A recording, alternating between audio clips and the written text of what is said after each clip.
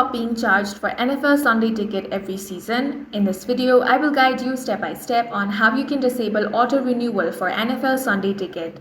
First, you want to open the NFL Sunday Ticket website in a browser and sign into your account. Now go to Account Settings or Billing and Subscription. Under your current plan, you see an option for auto-renewal. Toggle it off or click Cancel Auto-Renewal. Confirm your choice and your subscription will not renew next season. If you've subscribed through YouTube TV, you want to open the YouTube TV app or website. Tap on your profile icon to go to Settings, then tap Membership and find NFL Sunday Ticket in your list. Now tap Manage, then uncheck Auto Renewal or select Cancel.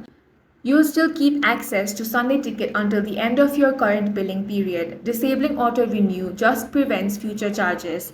That's all for this video. If you found it useful, make sure to hit the like button and subscribe for more videos like this.